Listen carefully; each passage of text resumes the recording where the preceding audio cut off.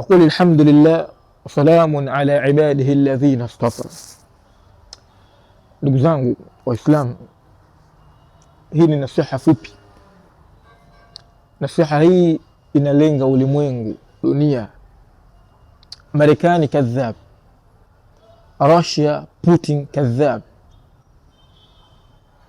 Chinese China kadhab, mwongo.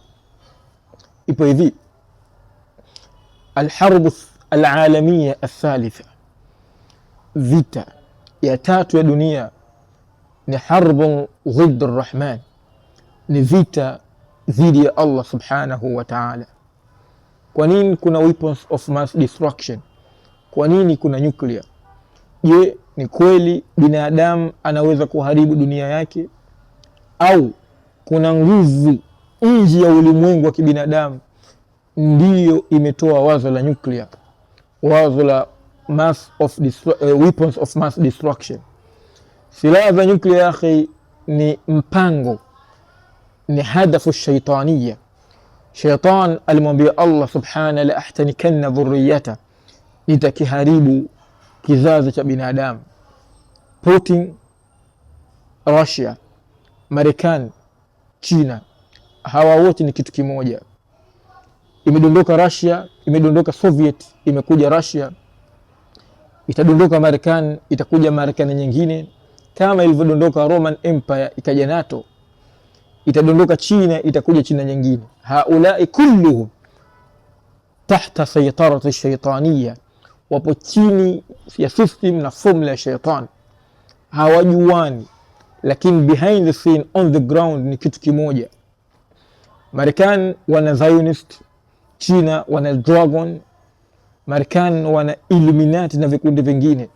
Vikundi hivi vya siri ndio vinarun dunia na huwa vinakutana. Vikishakutana, wale politician, wanasiasa wao wanapewa karata. Kila mtu anapewa karata yake, achange na haicheze karata yake. Sikilizeni, Putin mfanya biashara kama wafanya biashara wengine. Mtume Muhammad alayhi salatu wassalam alitoa taswira ya ulimwengu utakavyokuja, akasema hivi: inna Allaha zawa liya al-ardh, Allah alinikusanyia ardh, faraaitu mashariqaha wa magharibaha, nikaona mashariki mwa dunia na magharibi mwa dunia. Kisha Mtume Muhammad akamwomba Allah dua, akamwambia Rabbi, na kuomba usiwafanye Waislamu waende kupigana vita vya wenyewe kwa wenyewe. Na kuomba usiwafanye Waislamu waende kupigana vita, waende kutawaliwa na maadui zao.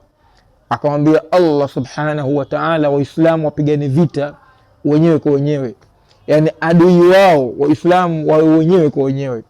Allah subhanahu wa ta'ala akamkubalia mambo mawili na akamkatalia jambo moja. Vita ya tatu nakuja ni aibu, kasoro, ushindi kwa shetani, aibu kwa Allah subhanahu wa ta'ala, mpaka pale atakapokuja Isa ibn Maryam. Isa ibn Maryam anakuja baada ya maangamizi, zilzal, ad-dima shamil, baada ma weapons of mass destruction, ndio anakuja Isa ibn Maryam. Kabla ya vita ya tatu ya dunia, kwanza Waislamu watapigana wenyewe kwa wenyewe.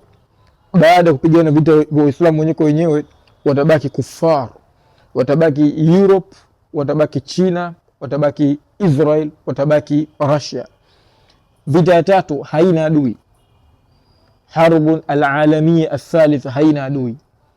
Europe atamuona Marekani adui, Russia atamuona Israel adui, China ataona Europe, Marekani na Israel maadui. Oda al-amru if'alu kharij min television, itatoka nje ya vyombo vya habari. Vita vya tatu sio kama Putin atakaa atawaambia andaeni vikosi vya nuclear, la.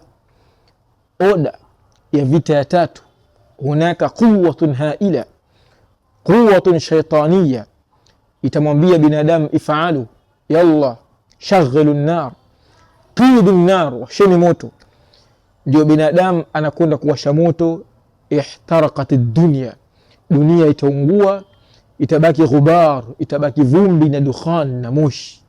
Aib almu'min an yamutu fi dimarin shamil alafdal an tamutu fi firashik fi madja'ik min an tamutu fi النووية الدمار الشامل.